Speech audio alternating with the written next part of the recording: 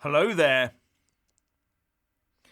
After a seemingly grand finale last Friday, when Boris said the Brexit talks were at an end, we now hear that Barnier and Frost are cosying up to restart negotiations today.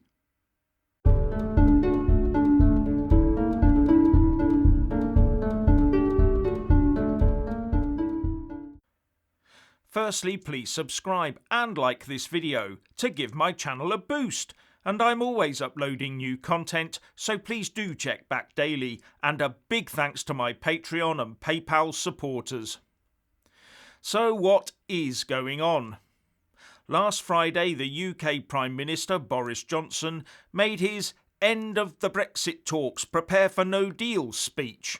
And within the week we have Michel Barnier and Lord David Frost once again engaged in negotiations. In his speech at the end of last week, Boris said that he would only get back round the table with Brussels if they displayed a fundamental change in their approach by accepting that the UK was a sovereign state and treating us as such.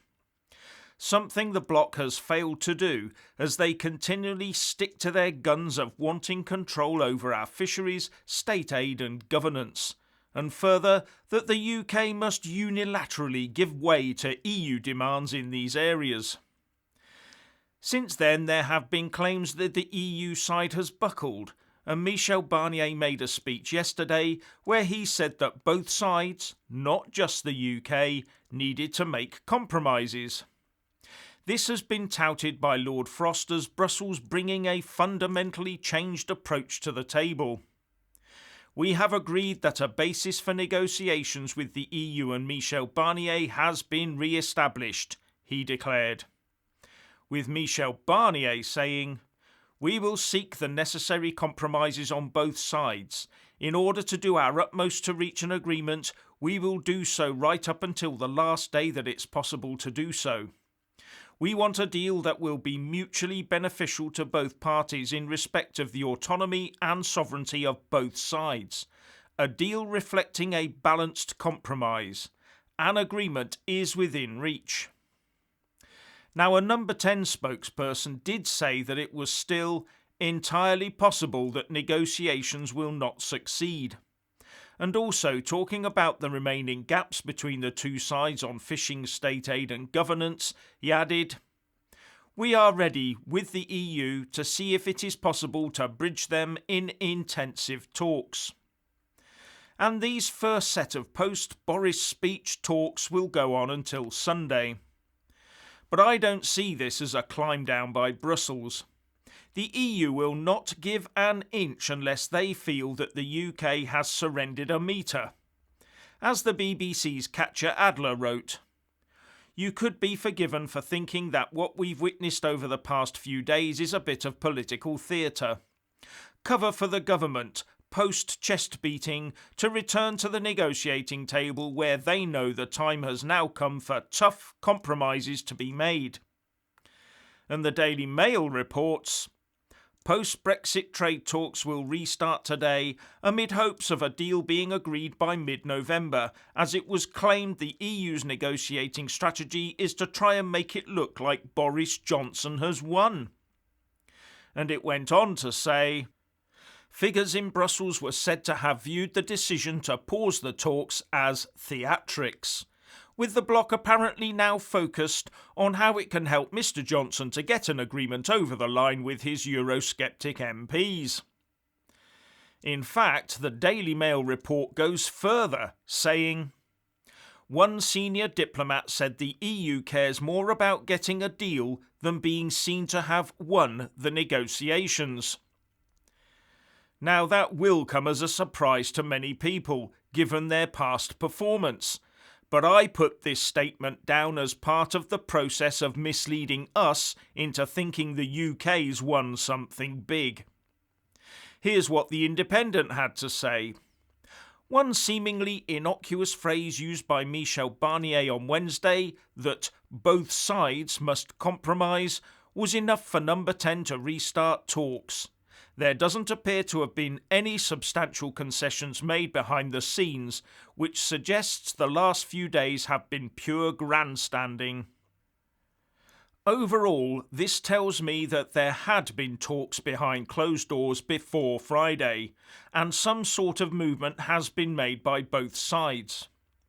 And it now comes down to how they package the deal so that it looks to Brits like the UK has won, while allowing Brussels to smirk quietly to the EU 27 and whisper to them that the EU really won. And the fact that any deal we reach will be built around the withdrawal agreement and Northern Irish Protocol should be enough to tell you who the victor really will be. So we ardent Brexiteers had better be ready for that news when it's announced. And I say that because the withdrawal agreement is now woven into the fabric of UK statute law. It's already part of the Withdrawal Agreement Act and features in the UK Internal Market Bill, and I would also surmise it will be mentioned in the yet-to-be-published Finance Bill.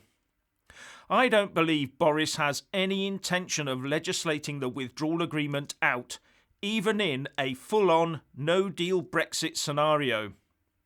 As far as I can see, it all now hinges on what compromises will be made by the UK negotiators. And therefore, how far down from Brexit hero to Brexit zero Boris ends up falling. Remember, the EU has come to tango, not to take a knee, and it takes two to tango, where Brussels always likes to take the lead and choose the music and the dance hall venue too. So when I hear stories that the EU has caved in, I treat them with a very large pinch of salt. And you can see the damage that not dealing properly with the withdrawal agreement could have, where major UK food and drink companies are telling the government they will have to pull out of Northern Ireland because of the extra costs they will incur. 39 leaders of related industry bodies have sent a letter to two cabinet ministers, Michael Gove and George Eustace, saying that the added cost, complexity and trade friction this inevitably creates means it will no longer be practical for many of our businesses to supply goods from Great Britain for sale in the Northern Ireland market. This will be music to the ears of the EU 27, the Republic of Ireland and especially Sinn Féin, because it will mean that the EU and Southern Irish companies can slip seamlessly into the void and start taking control of Northern Irish trade. All part of the Brussels plan that Northern Ireland will be the cost of Brexit to the UK. But that will only be the case if Boris and his team allow it to be the case. And would the Tory European Research Group wear it? And how about the likes of Jacob Rees-Mogg? Anyway, if you want to hear more from me, please don't forget to subscribe and also press that little bell or you won't get any notifications. And if you want to see more of me, buy a mug with my mug on it by following the link in the descriptions box below and support me on Patreon or PayPal. So, do you think Boris is on the level with us over Brexit? Please share and comment, and thank you for watching.